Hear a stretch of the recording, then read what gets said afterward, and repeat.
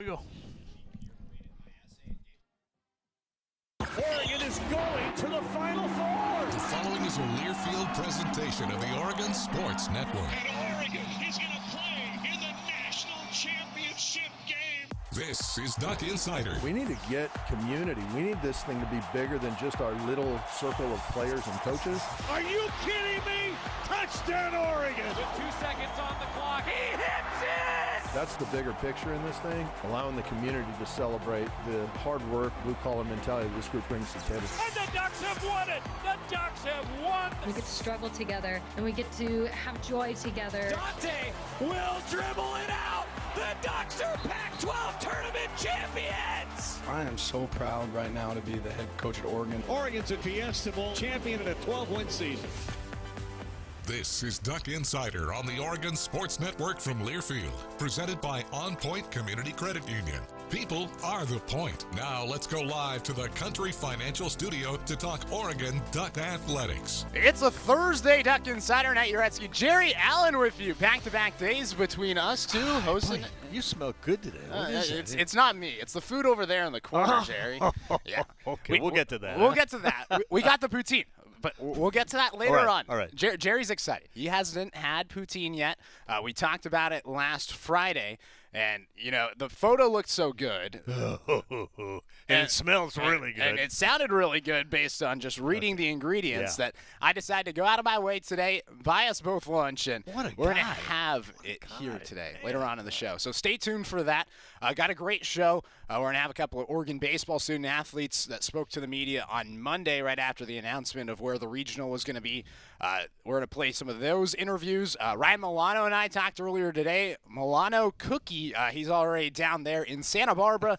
I had a long conversation with him. What, you like the name Cookie? I like the name Cookie. I will never think of that Cookie and not see his face. Yeah. No. Ryan, sorry, buddy. It's just going to stick around. But we talked to Cookie Milano for 2 segments. We'll have that later on. And then we have a couple of awards that were announced earlier today. We'll get to that in segment 4. And then the real treat is the poutine at the very end. So we'll get to that. Nonetheless, Oregon baseball in the regional facing off against San Diego tomorrow before awaiting whoever they'll face, UCSB or Fresno State. That is the regional look right there for those watching on Facebook and YouTube. But the Ducks, they face off against San Diego. Good San Diego team, 40-13 this season. And that's a tough round number 1 for the Ducks before facing off against potentially the Gauchos in day number 2. Yeah, this is actually a really good bracket, I think, for Oregon because Oregon fits right in there with this good baseball.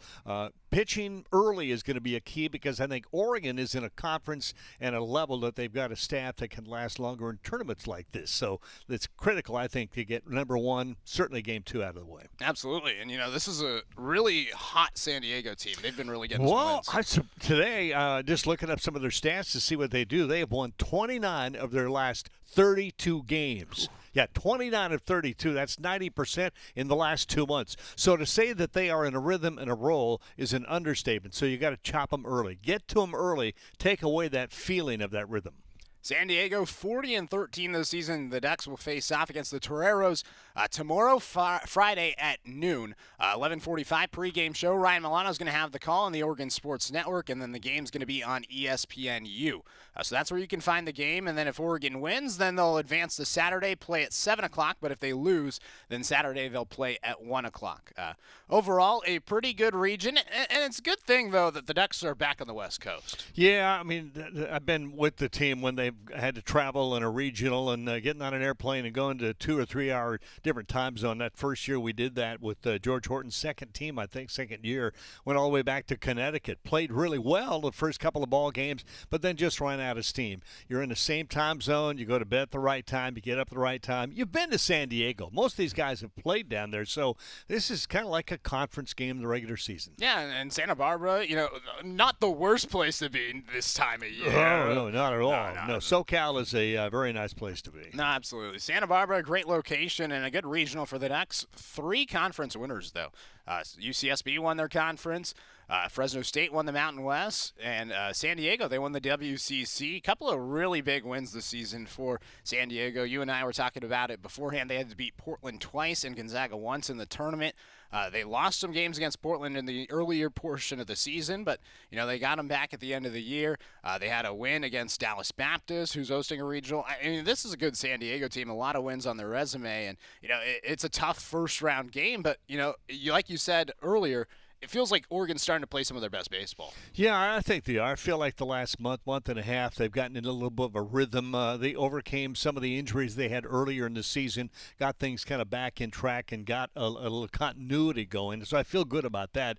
This University of San Diego baseball team, though, is pretty much the same. I mean, a lot of respect for a team that will go out of conference and play the schedule they did. You mentioned some of them. That prepares you for a conference tournament, or if you're going to get into the postseason. So the two really good teams going at each other beginning tomorrow. Yeah, and they also took 2 of 3 against Arizona, who won the Pac-12 and won the Pac-12 championship. Yeah. So, I mean, they have some Pac-12 wins on their resume as well, and it's a tough first-round game, but ultimately a game that Oregon's probably excited for. They're excited to get back and try to get back on track after a couple of losses in the Pac-12 tournament. So on Monday, they announced the regional field. Mark Wasikowski talked to the media. We played his interview a few days ago, but we have a couple of those athletes that spoke to the media right after that announcement on Monday. One of them was Kevin Sider, who's been a really good pitcher for the Ducks this season. Kevin Sider spoke to the media on Monday. Here it is. Just basic emotions when you see your name pop up. Probably hoped, even expected it was going to happen. But what's it like to actually see it? Fantastic. Definitely a little sigh of relief, but this is something that we earned and we've worked for all year. So to act like we're surprised, we can't. Is it at least a little surprising to wait that long to hear your name?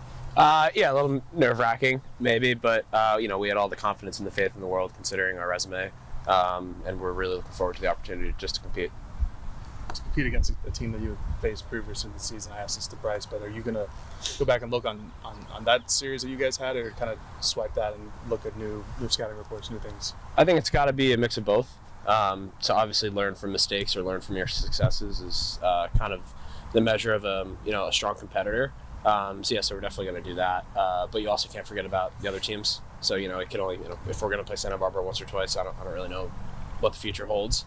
But all the teams are going to put our best effort forth. You didn't get to pitch this past weekend at the Pac-12 tournament. Is that kind of the plan? Were you a little bummed out about that? Yeah. I mean, I would have loved an opportunity to compete. I think, all the pitchers on the staff and everybody in the dugout thinks the same way. But that's baseball. It's the way that it works sometimes. I mean, obviously we're a little disappointed in the result of that, but obviously we're focused on next week, and we have that opportunity, so we're going to go forth and take it. How much does that add to your anticipation, though, to be able to take the mound again for your team, whenever that is, and try to help win a game? I'm so excited. Just the last couple of days, really just thinking about it, and it's settling in, and obviously being confident that we're going to make it. And now that we are, it's the emotions are kind of coming back a little bit, and I couldn't be more excited to pitch on a stage like that. It's awesome. Yeah, on a personal level, I'm sure this is one of the reasons why you came here to see moments like this. It's got to feel great, right? Yeah, I came here to win a national championship, and this is just the beginning of it. What has the message been in the pitching room with the staff? Because you guys performed well at the tournament, but maybe the offense didn't really pick you up. Just what's kind of been the message there for the last couple of days? Stay on it and go for it. We know that this team's success is going to run through us, and we take a lot of pride in that. So we're sweating the details every single day, and today is the most important day, so we're going to crush it.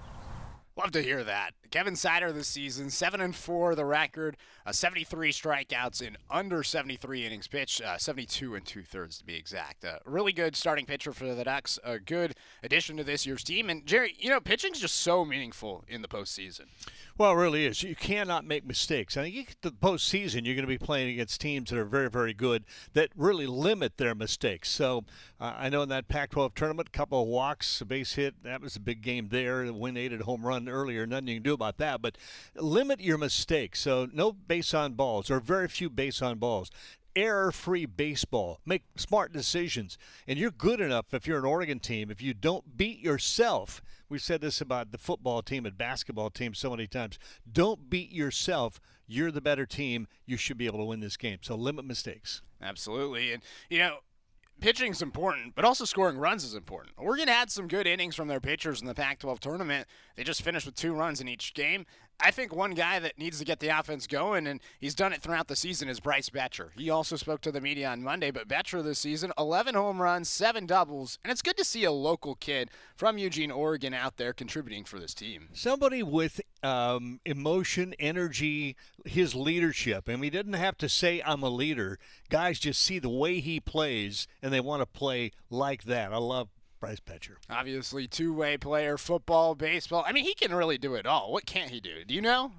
I bet he couldn't host this show. I'm just laying the challenge. Yeah, down. I don't think he can host no, this show. He could very well host this show. I don't want. He'd get in between us and just elbow us out of the way and take over. Absolutely. Anyways, Bryce Betcher spoke to the media on Monday. Here is Bryce. Well, you had to sweat it out a little bit, but just your thoughts on getting in the Santa Barbara Regional. Yeah, it feels great, man. Anytime you get in the regional and go play another series with the guys, it's a great sign, so I'm looking forward to it. And staying on the West Coast, that's got to feel good, right? Yeah, West Coast, man. Got to show who's king of the West Coast, so I'm looking forward to it. What do you remember about facing the Gauchos early on this season? It was a competitive series. Bats weren't super hot. It was definitely a pitcher's ballpark back then, but, the weather's a little nicer, and, we strung some at-bats together lately, so I'm looking forward to it. How would you describe kind of mentally bouncing back from last week, though, and kind of trying to get your groove back going into this level of the postseason? Yeah, that's baseball. Sometimes you're hot. Sometimes you go through a stretch that's tough, and last weekend was tough. But, we've had a lot of good stretches, so you just get your mind right on what you've done great throughout the season, and, just looking forward to next week. Do you think it'll help that you guys have played this team before, or is that so long ago that this is just a completely new series? Obviously you can look back and, run some scouting reports on what they pitched you in the past and what their hitters did. But, it's later in the season. It's obviously a new series, so, you can definitely learn from it, but, come out hot this weekend. What are your thoughts about the rest of the regional, the Fresno State and San Diego? Now I'm looking forward to it. As I said, we forgot who's king of the West Coast, so it should be fun. I like that. It'll be awesome. Is there anything you guys can take away from how you were able to win a regional last year that you can apply this year? Yeah, you just got to be on every pitch, and no matter how the game's going, if you're don't score any runs or you get shut out in an inning, you got to come back and just bounce back. You can't be stuck in the past. Got to live in the present and just enjoy the moment. So I think all those things will be key for us to win this regional. What's been kind of the message in the clubhouse the last couple of days after the Pac-12 tournament? Yeah, it's just been business-like. Obviously we didn't perform the way we wanted to, but we know that our season's not over, so we still got a lot to look forward to. And it's how can you bounce back and remember the things that you've done well this far throughout the season and go out and practice and be business-like and get after it. Have you individually gotten after it? Was there a couple moments in the last game where you had chances to bring in some runs and just didn't come through? So how has it been for you to kind of prepare for this upcoming regional? Yeah, just going back to my process and what I do every day to improve and just get better. It's you obviously want to think about those things, but it's baseball. You got to have a quick mind and move on. So that's what I've been doing and just enjoying my process and getting after it every day. Quick memory is huge. In a sport like baseball, you're going to fail a lot. And, it's about how you respond to that. And I think that Bryce Betcher has a good mentality heading into this regional. One thing that Oregon softball talked a lot about this entire season was just clutching up in those key at-bats. And it feels like clutching up for baseball is going to be the same story this postseason. Yeah, I want this team to follow the coaching. You get through a season, a lot of times you do your own thing, and coach knows best, but you're not really there. I've seen it a lot in basketball. Early on, a coach takes a while to get a team to buy into what he's doing. I hope that this team listens to Waz and the staff, because they will scout their opponent to the nth degree. And if you follow your coaching, you do what you're coached to do, what they want you to do, there's no reason why you can't be successful. Be watching for that, guys who do what he expects of them.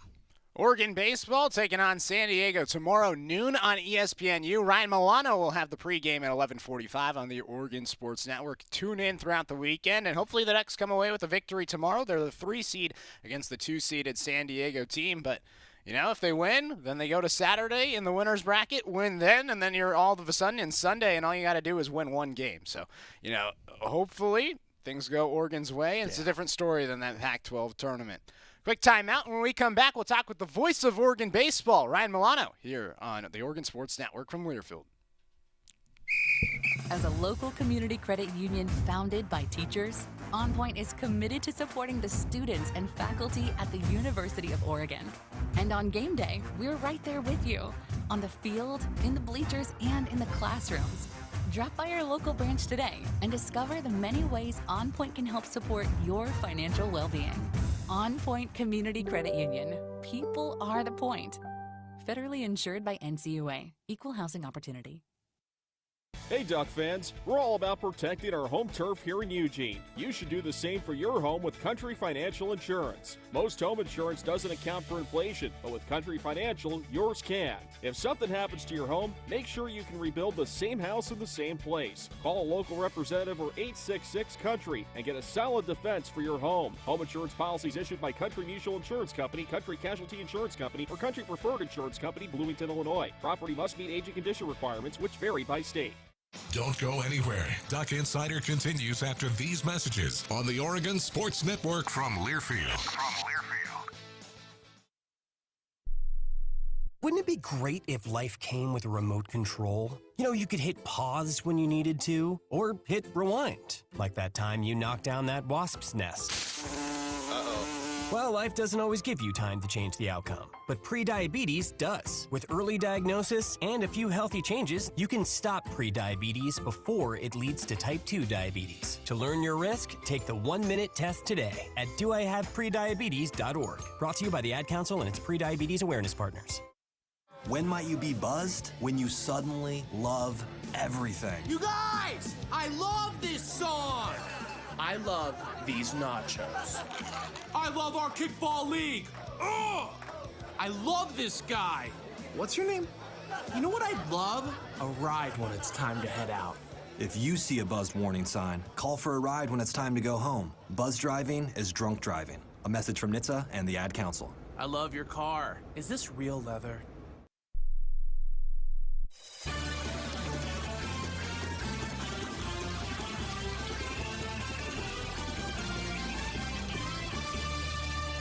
Oregon baseball down in Santa Barbara this weekend. The NCAA baseball regional. Ducks the 3 seed in the Santa Barbara regional. The Gauchos the number 14 overall national seed. And Ryan Milano, the play-by-play broadcaster, voice of Oregon baseball, is down in Santa Barbara. Had the chance to talk to him earlier today. Here is Mr. Cookie. Ryan Cookie Milano is in studio. Well, not necessarily in studio. He's here on the TV. It's close enough. Ryan's right here with us in our hearts, but he's in Santa Barbara right now with the Oregon baseball team. Ducks taking on San Diego tomorrow. That game going to be at 12 o'clock. Ryan's going to have the call for you on the Oregon Sports Network. And, you know, it's a regional that the Ducks, you know, they find themselves on the West Coast, and that's got to be a good feeling for head coach Mark Mazikowski and the squad. Ryan, how was that trip out to Santa Barbara? Well, I am both in studio and out of studio at the same time. Technology is such a beautiful thing. But in actual real life, I am sitting inside of my hotel room right now. So that, you know, we're about to go to practice. Things are looking up. Travel day, had to sparse it together with regionals. Players flew out earlier in the day. Staff flew out later, so I got to meet up with the team this morning for the first time. So, hey, everyone's good. Everyone's ready to go. Absolutely. And, you know, you and I go back. You know, we both broadcast for the Conejo Oaks a couple of years ago. It feels like a couple of years ago. It was 3 years ago at that point. Pershing Park is where we broadcast. UCSB, a completely different ball game. How does Isla Vista compare to Santa Barbara that me and you experienced a few years ago? Yeah, me and you, Ansoneros was on that team, got a whole lot of Oregon connections back from 2021 summer ball. So, yeah, do go back. We have broadcast here in Santa Barbara, going to be a different field. The players didn't practice on Santa Barbara's field yesterday. They went to Westmont College to practice. We're going to get our first taste of seeing the field that the playing surface will be over the weekend coming up, where we leave for practice in about an hour. So I can report on that a little bit later, but as of now, it just looks like a great little weekend for baseball. Now, Ryan, I do want to start and talk a little bit about the Pac-12 tournament. Obviously, things didn't go Oregon's way. For you, what did you analyze when you took a step back and analyzed the whole weekend as a whole? I analyzed really good pitching. Oregon pitched incredibly well in the Pac-12 tournament. Oregon only gave up 4 runs in both games. I believe the Ducks were 11-3 in the regular season when giving up 4 runs in a ball game. So Oregon's pitching gave the team a real shot to be in it and advance in the Pac-12 tournament. But Oregon ran into some good pitching on the other side. Scottsdale Stadium, a big ballpark. Oregon relies on home runs for a lot of their offense. And the power didn't really come, and it was an opportunity. I know you talked with Rob Mosley yesterday, and I agreed with his assessment where I thought that Mason DeVille was a little bit of a microcosm of the weekend for Oregon, where against USC, he gets a triple with one out, stranded on third. Twice he comes up with runners in scoring position, can't drive him in. Then he has a double late in the game to give Oregon a chance and bring the tying run to the plate in the ninth inning. Oregon had opportunities throughout the weekend offensively, but the key for the Ducks all year has been string together big innings, string together offensive opportunities. And Oregon had a lot of them, but didn't capitalize to the full extent in the Pac-12 tournament. That's something that Oregon is looking to do better this weekend. No doubt. And, you mentioned the pitching. The pitching this season, 2 strikeouts away from a program record. It feels like the swing and miss this season compared to years past is a lot higher. What's kind of resulted in that trend for this Ducks pitching staff?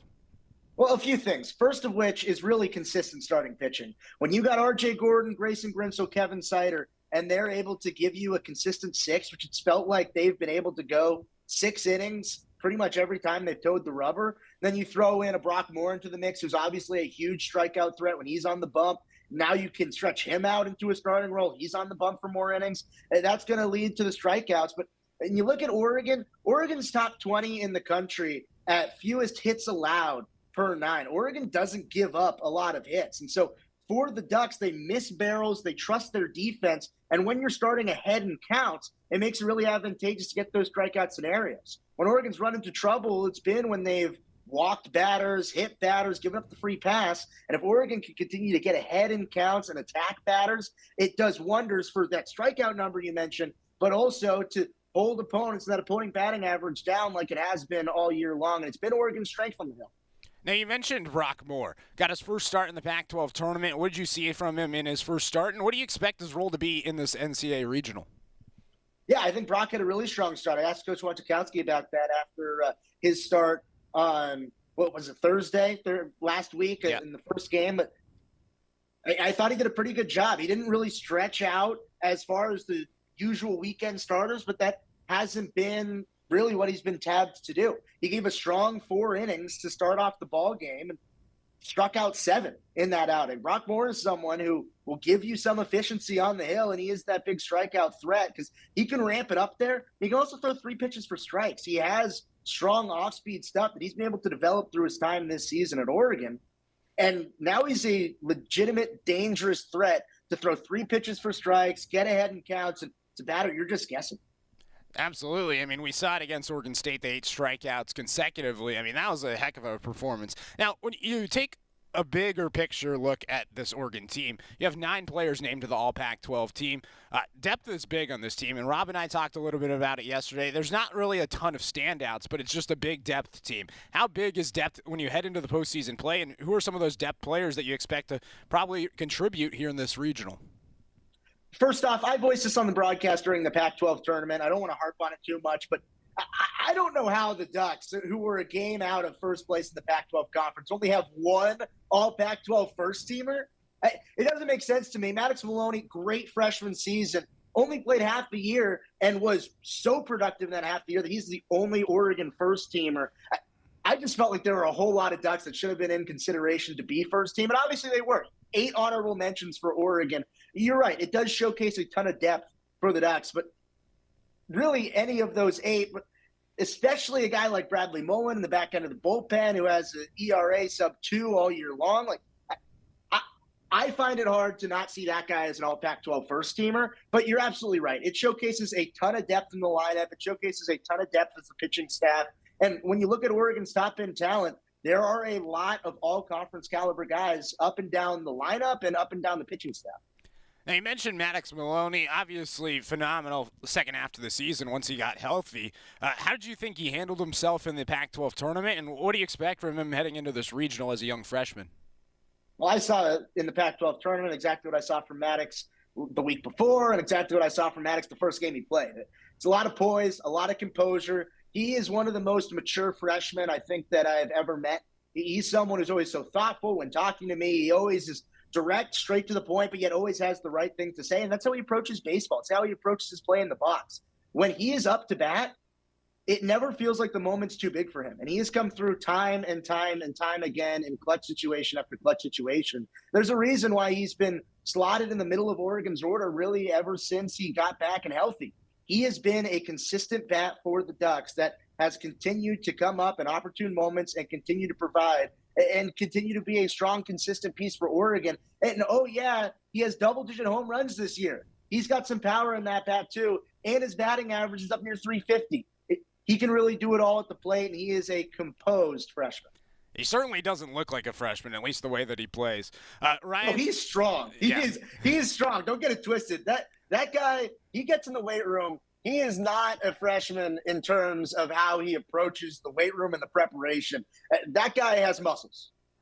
I mean, that's good to hear. I mean, he has the pop. I mean, you'd want that from your freshman infielder. And, I mean, the future's really bright for him. We're talking with Ryan Milano, voice of Oregon baseball. He's on the road in Santa Barbara. Ryan, when you take a look at this regional, you have 3 conference champions, San Diego, UCSB, and Fresno State. Overall, when you've been doing your prep, just give me your basic overview on all of these teams. Yeah, I mean, first off, when you look at the region, Oregon could very well be considered another conference champion. They were a game out of winning the Pac-12 in the regular season. I don't really put too much stock into the fact that the Ducks weren't a conference champion because they weren't crowned. Oregon is a very, very competitive team in this regional. I think this is a region in which Oregon feels like they can go out and win. When you look at the top 2 teams in the region, UCSB and San Diego, Oregon's played those teams in recent history. Oregon played San Diego each of the last 2 years to start off their season. Oregon has seen what the Toreros bring to the table. Against Santa Barbara earlier in the season, Oregon dropped that series. Santa Barbara team with some really strong pitching. They've got a staff, but those games at PK Park earlier in the year, they were played in a monsoon. It was not baseball prototypical, the sunny and 75 weather like we usually get to see at PK Park. It was a bit of an early season downpour in a series that wasn't really supposed to be played at PK. It got moved there late. There might be a little bit of unfinished business there for Oregon, and that even wasn't a prototypical series. There was a lot of rain. There were a lot of errors. It was early in the season. Both these teams have developed a lot, but it's a familiar opponent. It's a strong staff that Santa Barbara brings to the table, but Oregon has seen these arms before, not just this year, but in years past. And when you look at this series, Oregon, in the Mark Wasikowski era, when they played UCSB in Santa Barbara, Oregon's had success. Santa Barbara's been the road warrior when they've come up to play at PK Park. But I think that these teams with a lot of familiar history with each other, I think that Oregon has seen a lot of what Santa Barbara brings to the table. And you look at this region as a whole, the 2 best pitching staffs, undoubtedly, UCSB and Oregon, both of which with 3 consistent quality starters on the hill. And 4 if you include Brock Moore for the Ducks. A lot of really great stuff from Ryan Milano, who's on the road with Oregon baseball down in Santa Barbara. And, he talked a little bit about it. It seems like Oregon, Santa Barbara, 2 best pitching staffs, and pitching, like we talked about, is going to be big for this weekend. And the Ducks, they're going to have to rely on their depth. Yeah, I think the team, one of these 2 teams will come out of this as the winner in advance. I just feel like because of their pitching, I think top 10 or top 15 in ERA in the nation for San Diego. So the Ducks going to, be careful, all right? Don't get ahead of yourself. Take the game as it comes. Get a couple of runs and then hold on tight. This could be a low-scoring series. We'll see.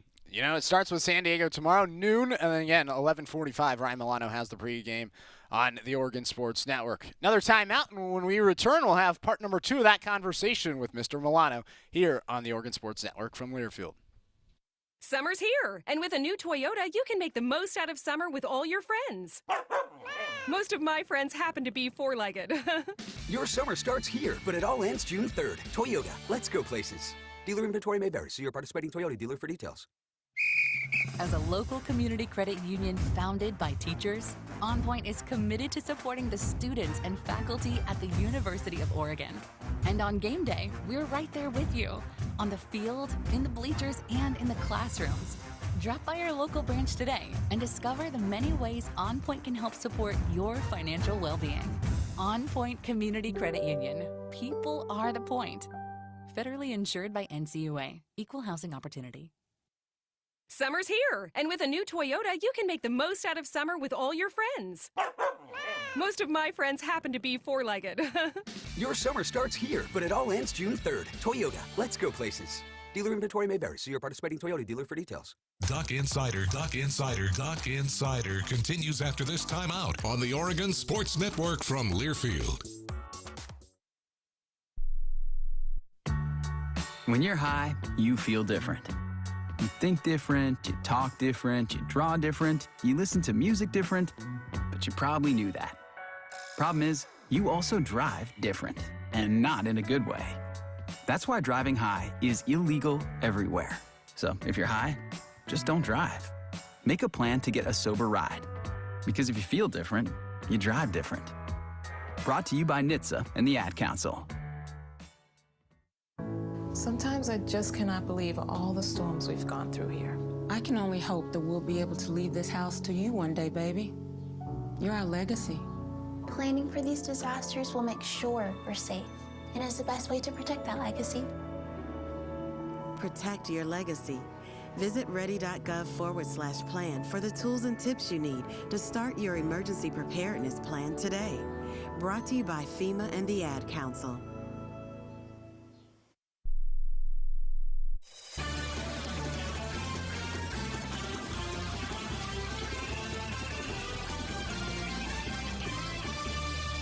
Back here in the Country Financial Studio, Night, you're at Jerry Allen holding down the fort for Joey McMurray, who's still back at home.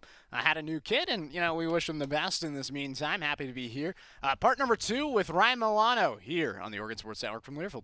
Yeah, you mentioned the weather. The weather that week at PK Park wasn't great, but the weather in Santa Barbara wasn't great the week before, which is why they had to move those games to Eugene this year. Ryan, just overall, is the weather better in Santa Barbara this go-around?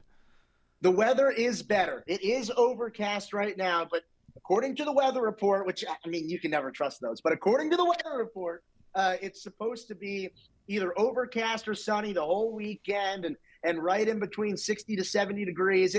It should be pretty ideal. There'll probably be a breeze off of the water. We're pretty close to the coast, but I think all in all, the weather, it's good to play ball. Good baseball weather. Good baseball weather. Love to hear that. Ryan, overall, just break down that UCSB series. Obviously, early season, obviously there was the weather, but what really stood out for you when you looked at that series as a whole doing your research for this weekend? It was sloppy. It was early in the season. Teams develop, and you've heard Coach Wazakowski talk about it over the course of this season, how Oregon is a team that is young, and they're developing. And you look at that 150 at-bat threshold or the innings pitch threshold that Coach Wazakowski always talks about in terms of getting acclimated to the collegiate baseball ranks. Well, it was early in the season. There were a whole lot of guys in that lineup that aren't even part of Oregon's starting lineup now. And you bring guys like Maddox Maloney back into the fold and a whole lot of guys who started the year on the bench that are now more integrated into the starting lineup. It's a completely different team and in a completely different atmosphere. And it was a sloppy defensive series for both teams, especially Oregon. And I just think I don't put a whole lot of stock into that first series of the season between these two teams because that was 2-3 months ago. These are two completely different teams that are playing two completely different brands of baseball right now. I take that for context, but I really don't think it has much bearing on what's going to happen this weekend. Ryan, when you look at the players on Oregon's team, who are some players that you need to single out? I guess not need to single out, but want to single out as some players that probably could play a little bit better than they did in the Pac-12 tournament that could potentially have a big weekend and bounce back this weekend in the regional. Yeah, and I don't want to take shots at anybody in the Pac-12 tournament. Everybody's been competing in the sport of baseball. It's so fickle in terms of if a plus at-bat turns into a hit or not or how it may be. But I'll take it in terms of like an X factor for this weekend. And I think Jacob Walsh can be a huge X factor. When you slot him into the 3 spot in the order, he's someone who can be as good as the national hitter of the week, like he was earlier this year against Stanford. He's someone who is 1 home run shy of the Oregon single season record for blasts in a Duck uniform. And he, over the last 2 weeks, has been sputtering just a little bit. If he in the 3 spot in that order can produce the way that we've seen Jacob Walsh produce throughout his 3 years in an Oregon uniform, I think the Ducks will be absolutely just fine. And that's the ebb and flow in baseball. You look at someone like that, and, well, he's got a huge weekend in the tank. He is still hitting about 270 on the season, and he hasn't had the greatest last few weeks. That's someone that I look to see if he can really click this weekend, I think Oregon's the team to beat in this region. And then across the board, you look up and down, the consistency of someone like Bennett Thompson when he's gotten to postseason. Over the past 2 years, Bennett Thompson in postseason play, he's just been the modicum of consistency. He's one of the big leaders on this Oregon team, and it really shows. Carter Garate at the plate, he's been hitting well as of late. If he can continue his offensive hot streak, that'll be big for Oregon to turn the lineup over. Really, the offense, it's not so much about individuals. It's not an individual game. It's about the consistency offensively for Oregon. And when there are opportunities to strike on offense, A, how do you create those opportunities when you're up with no outs or one out in an inning? And then B, when there are runners on base, how do you continue to capitalize in that scenario? And it's not just going to be one guy to do that, because you can't win with just one guy. And you can't even change a series with one guy who had a bad series last week to a good series this week. It just doesn't happen that way. For Oregon, it is a team game. It's about respecting the game, and it's about continuing to put the pressure on when there are opportunities to apply that pressure. No doubt. And, I think a lot about Oregon softball this season. Head coach Melissa Lombardi, a lot of the time she just said, you got to clutch up. And it feels like Oregon baseball this season definitely has to clutch up at times. And definitely getting a bat like Jacob Walsh going in that 3 spot could be huge for Oregon. Now, when you look at the pitching staff and how this coaching staff is preparing for this regional with some experience last year and how to manage a staff for a regional and a super regional, what do you expect from the Ducks on the pitching side and how the coaching staff will manage the pitchers this weekend? First off, you mentioned softball. Paige Shinicki, Gold Glove shortstop. No one more deserving than that. For people who don't know her story, grew up in Nevada but played club ball in Southern California. Her parents, Chuck and Stacy, would drive her back and forth constantly. So a ton of work put in. Really happy for her. I wanted to get that in there. But in terms of the pitching staff for Oregon, I expect to see consistency. You talk about that first series against UCSB. Oregon's pitchers, none of them got out of the fifth. That's the only time that's happened all season.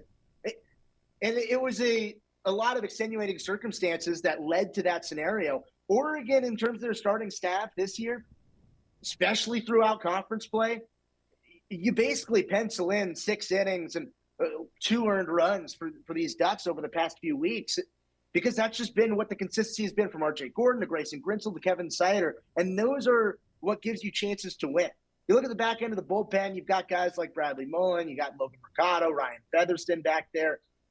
Brock Moore can be used in a whole bunch of different ways. And I don't think it's set in stone yet how Brock Moore will be used. If Oregon has to play 4 games this weekend, maybe Brock Moore's the starter in one of those. If Oregon doesn't, well, maybe Brock Moore comes in clutch situations. That's the beauty of having so many malleable guys that can flex from starting rotation into the bullpen. A guy like Logan Mercado started a lot over the last 2 seasons. Now he's Oregon's closer. Really shared closer role between Logan Mercado and Bradley Mullen. There's a whole lot of options for Oregon and the pitching staff, but if you're looking for a comparison between the first series between Santa Barbara and now, and really what needed to change from that series to this one for Oregon, if they are going to match up against Santa Barbara, but also for their key against San Diego tomorrow and throughout the entirety of this region, it's going to be consistent starting pitching and getting deep into games, saving a little bit of that bullpen so that you can bring in the bullets and have them only pitch maybe once or twice in a regional weekend instead of having to use them every single game. Now, Uretsky talking with Ryan Milano, voice of Oregon baseball on the road in Santa Barbara. Ryan, the last thing I just want to lead you on, Oregon is going to win the regional if they do what? They're consistent. If they stack on opportunities, apply pressure offensively. We've seen Oregon throughout this season in spurts be really strong offensively and consistent in terms of applying pressure. We've also seen a lot of these guys be in this scenario before, and it's a big opportunity. Guys like Bryce Betcher, Chase Meggers, Carter Garate, guys from last season who were on the bench primarily for postseason play.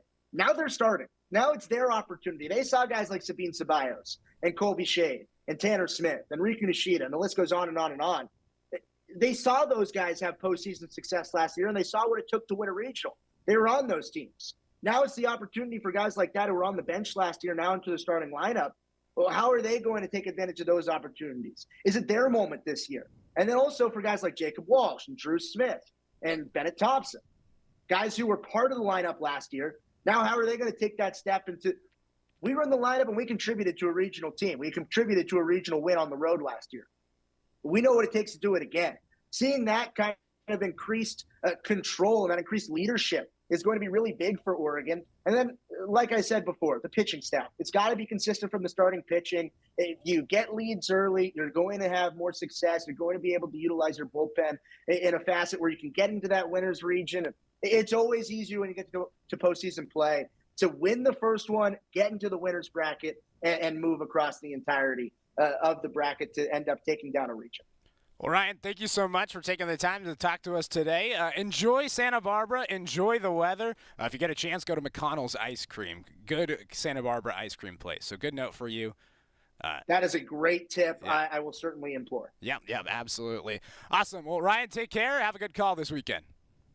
Thank you very much, Knight. Thanks for having me. 11:45 pregame show on Friday, 12 o'clock first pitch. Game 1 versus San Diego. I'll see you there. So Urim, 11:45 for that pregame show against Santa Barbara. And, Jerry, I'm excited for this.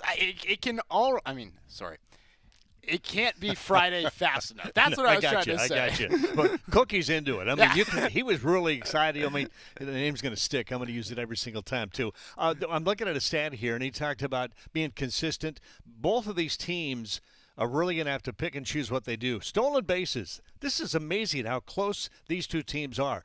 Santa Barbara, stolen bases attempted, 85, successful, 56.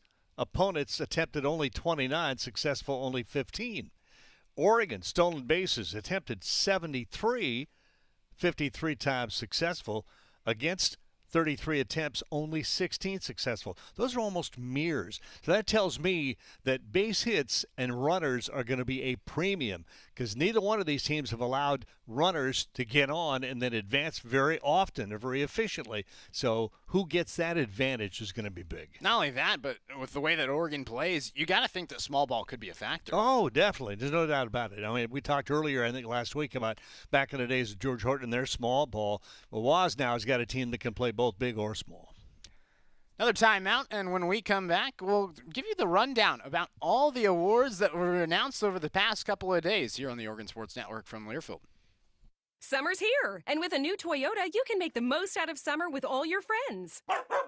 Most of my friends happen to be four-legged. Your summer starts here, but it all ends June 3rd. Toyota, let's go places. Dealer inventory may vary. See your participating Toyota dealer for details. Hey, Duck fans, we're all about protecting our home turf here in Eugene. You should do the same for your home with Country Financial Insurance. Most home insurance doesn't account for inflation, but with Country Financial, yours can. If something happens to your home, make sure you can rebuild the same house in the same place. Call a local representative or 866-COUNTRY and get a solid defense for your home. Home insurance policies issued by Country Mutual Insurance Company, Country Casualty Insurance Company, or Country Preferred Insurance Company, Bloomington, Illinois. Property must meet age and condition requirements, which vary by state. Summer's here, and with a new Toyota, you can make the most out of summer with all your friends. Most of my friends happen to be four-legged. Your summer starts here, but it all ends June 3rd. Toyota, let's go places. Dealer inventory may vary. See your participating Toyota dealer for details. Duck Insider, your home for the latest news on Oregon athletics on the Oregon Sports Network from Learfield. Hi, I'm Danica Patrick. Watching my nieces grow, play, and learn is amazing, but not every child gets to be carefree. 1 in 6 kids in the U.S. are hungry. This breaks my heart, and it's something that Feeding America is working to change. Each year, the Feeding America network of food banks rescues billions of pounds of good food that would have gone to waste and gives it to families in need. To help, visit feedingamerica.org. Brought to you by Feeding America and the Ad Council. You took the first step and quit smoking, but even former smokers may still be at risk for lung cancer. That's why SaveByTheScan.org wants you to know about a new low-dose CT scan that can detect lung cancer early. It takes only 60 seconds and could save your life. You took the first step, now take the next. Visit SaveByTheScan.org for a simple quiz to see if you're eligible and talk to your doctor about screening. SaveByTheScan.org is brought to you by the American Lung Association's Lung Force Initiative and the Ad Council.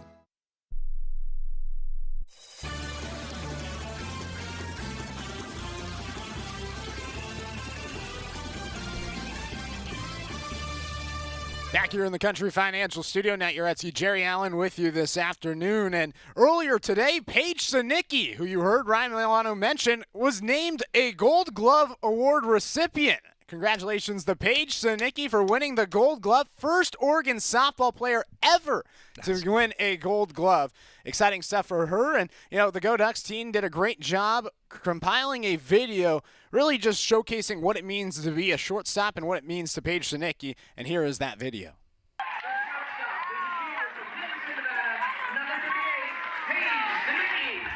At shortstop, I'm not just a player. I'm a strategist. I'm a protector of the diamond, a master of defense, and the heartbeat of the team. As I step onto the infield, every sense is heightened. When the ball is hit, time slows, and I react instinctively. This is where I thrive. I live for these moments.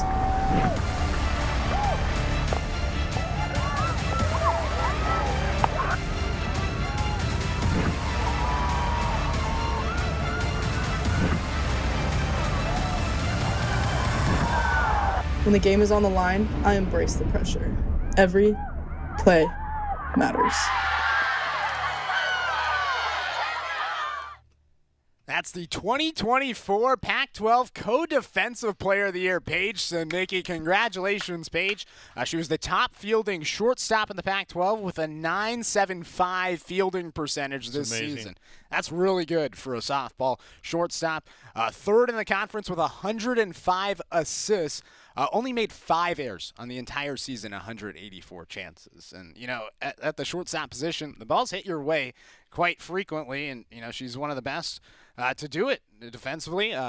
She's the only Duck softball player, as mentioned, to win a collegiate Gold Glove award. She's the 5th Duck overall. So there's been 4 Gold Glovers in the history of Oregon baseball. Mitchell Tolman in 2015, Austin Grebeck in 2016, Gabe Matthews in 2019, and then Sabine Ceballos last season. He won a Gold Glove, but Paige Sinicki this year, the first ever Duck softball player to win that award. 125 consecutive starts, which is not easy in collegiate sports, in any sport. I don't care what it is, but I played a little bit fast pitch years ago, a lot of slow pitch softball, and I played shortstop and second base. The shortstop is got the biggest area to cover. When you get a shot deep into that 5-6 hole and make the play across the dime. I mean, I have a lot of respect for that kind of a player who can do that over and over and over again. She's the best. You were a shortstop? Yes. Who's your player comp? What? Who's your player comp? Like, who do you model your game after? Me? You kidding me? There's nobody. There's nobody that plays as badly as I do. So how could I ever pick anybody that? No, I don't. I couldn't even tell you that. Oh, okay. Well, now I can tell you. Paige Sinicki. There you go. Jerry Allen, the Paige Sinicki of slow pitch softball. Slow pitch. Whole lot different fast pitch. In other news, Kiara Romero earlier this week was named the WGCA Freshman of the Year. Romero was announced as a co-recipient of this award. She is the first Duck ever to be named the WGCA Freshman of the Year. And she joined Paula Patterson last week as the program's only first-team All-American. First-team All-Pac-12 selection as well. Romero shattered Oregon's single-season record for scoring average with a stellar 70.84 mark across 31 rounds of stroke play. She became the first Duck ever to shoot under par across a 72-hole tournament while leading Oregon at the NCAA championships, tying for 6th overall in stroke play and 4 under par. I mean, that's pretty good numbers right there, Jerry. Not being, and I play golf, and not being a very good golfer, to see somebody who excels at the game the way she does. And it's a mental game, and that's a part about golfers that I really appreciate, and the fact that they can not only strike the ball and put it where they want to, they can fight through the mental errors or the toughness they have, which I was never able to do. KR, that's congratulations. What an award. What an award. She shot par or better in 24 of 31 rounds as a freshman. Just a freshman, originally from San Jose, California. She also broke Oregon's season record for birdies, had 118 birdies on the season. Owns 2 of the 16 lowest individual rounds in program history as well. I mean, what a first year for Kiara Romero. Congratulations to her, the WGCA Freshman of the Year. In other news, on this upcoming Sunday, the College Athlete Hall of Fame ceremony is going to happen here in Eugene, Oregon, Tracktown, USA. Sunday, June 2nd at the Holt Center for Performing Arts in Eugene, Oregon. They'll introduce the 14-member class of the Collegiate Track and Field Cross Country Athlete Hall of Fame. Neil Everett, former Duck, Oregon Duck graduate. He's going to be hosting it, former Sports Center anchor as well. So Everett's going to be hosting the event. It's going to be free to the public. So if you are in Eugene in the Springfield area, make the trip out to the Holt Center this Sunday. It's going to be starting around 4:30. The inductees will arrive at the Holt Center. There's going to be a red carpet ceremony, and then Paul Swangard is going to be there, the voice of Hayward Field. So, it's an exciting event. It's happening this Sunday. Bill Dellinger, who ran at Oregon from 1954 to 56, later coached at Oregon for 31 years. He's going to be inducted in the Hall of Fame on Sunday. So, you can go support a former Duck. Jerry, did you ever have any experiences with Bill? I had a lot of experiences with Bill Dellinger. He's the old Grants Pass caveman, my high school. So, and he was a former Olympian. He coached here at Oregon for a long time. When I got up here in '87, I knew him before then, but just a sweetheart of a man and one hell of a coach. Just saying that, okay? He's being inducted in the Hall of Fame on Sunday. He first started as an assistant coach in 1967 with the Ducks under Bill Bowerman. He then took over for Bowerman years later in '73. He got to the cross-country team in '69 as the head coach after being the assistant to that cross-country team as well, and that was Steve Prefontaine's first season. I mean, a lot of history right there. Yeah, when you look at Hayward Field, started with Bowerman, who was also a Southern Oregon Medford guy and helped Medford get their track program going as well. But the roots of Oregon track and field, Prefontaine, Dellinger, Bowerman, to have been even a little part of that. And I really wasn't a part of it. I was just around when it was going on. Kind of gives you goosebumps when you think about it. Certainly does. And you know what else gives me goosebumps? Football times were announced. Football times for this upcoming fall. Oregon versus Idaho, Autzen Stadium on August 31st, 4:30 on the Big Ten Network. And then Oregon versus Boise State, 7 o'clock on Peacock, September 7th. And then Oregon versus Oregon State, the rivalry series, 12:30 on Fox, September 14th. You excited for that? Yeah, I'm excited to be able to still play Oregon State, but to have Washington as the rivalry game at the end of the season after Thanksgiving now, that ain't right. Yeah, it feels weird, doesn't it? It feels weird. Still a rivalry game, but, well, hey, change is a part of our life. Yep. We accept it. Let's go with it. Oregon State early season. Yeah. It's here. Yeah, it's coming. Quick timeout, and when we come back, it's really, really time for the show. We're getting Poutine here in the Country Financial Studio. Jerry's excited. He's already heading towards the bag right now. Keep it locked here on the Oregon Sports Network from Learfield.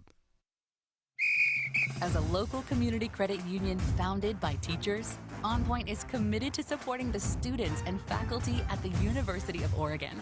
And on game day, we're right there with you, on the field, in the bleachers, and in the classrooms. Drop by our local branch today and discover the many ways OnPoint can help support your financial well-being. OnPoint Community Credit Union. People are the point. Federally insured by NCAA. Equal housing opportunity.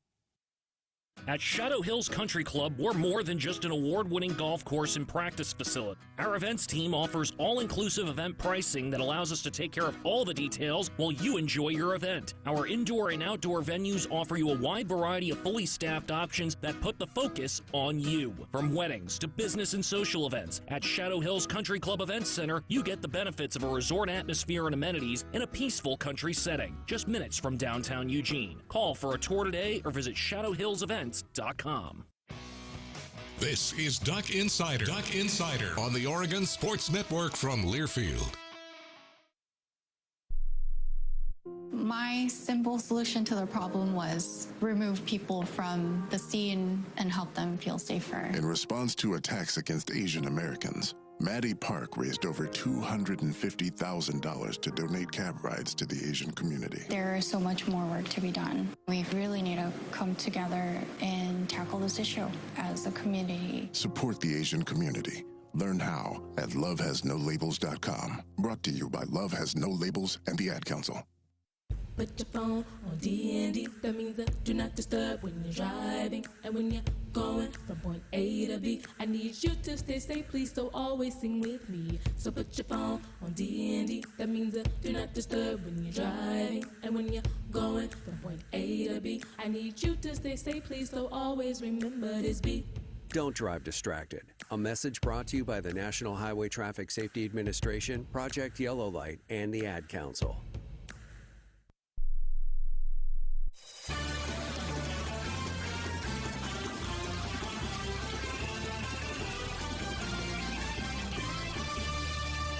We're going to get fed here today on Duck Insider in the Country Financial Studio. Nat Uretzky, Jerry Allen. So last week, if you weren't listening, we were talking about poutine during one of the breaks, and Jerry had never heard of poutine. As a half Canadian with Canadian citizenship, poutine obviously has been a big staple in my lifetime. And, Jerry had said, I've had French fries and gravy, but I don't know if you've had the French fries cheese curd and gravy. No. So earlier today, I went and picked up some poutine. This is just the fries and gravy right now, or fries and cheese as of right now. We do have the gravy right here, so we're going to pour it on the side. Yeah, you keep talking, I'm going to start eating. But I did some research a little bit about poutine and kind of the origin. So it goes back to the 1950s, really. It started in Quebec in Canada, and one of the places, there's many places that claim to be the inventors of poutine, but one of the places is this place in Warwick, near Victoriaville in Quebec. And basically, there was a customer that came in asking for some cheese curd with the fries that they could order at the restaurant. They sold the individual cheese curd, and he wanted just to put the fries in a bag with a bunch of cheese curd. Well, it became so popular, a lot of people started to divulge and order this, but they were complaining that the fries as well as the cheese curd got a little bit too cold, as Jerry is just divulging right now, enjoying it. But anyway, so they decided to eventually go to putting gravy on it to keep the cheese curd and the fries warmer. And so you have this concoction, which is known as poutine, which like the Quebec slang word for mess. It's a mess. I don't know if you can see that too intently. Can you hear me chew? I can hear you chew. Here, Scott, take it. Go to the camera. Show what it looks like. Oh, my gosh. It's a little dark. You can see the gravy. But I'm telling you, it tastes better than it looks. Jerry, what are your thoughts? Oh, hey. I'll sell you one of my French fries, but don't take one. I'm a, big French fries and gravy guy. To add the cheese to it just puts it over the top. Oh, and you could put a little bacon on this, a little onion if you want. Oh, yeah. You can do all. This is just, I don't want to say to die for because that's overused, but oh my gosh. It's pretty good. It's really good. Fun show today. No show again tomorrow. Ryan Milano has the call for work in baseball. Tomorrow, 11:45. You can catch us next week on Duck Insider here on the Oregon Sports Network from Learfield. Hey, son. How are you feeling? I'm fine, Pops. What's on your mind? I can't explain it. Navigating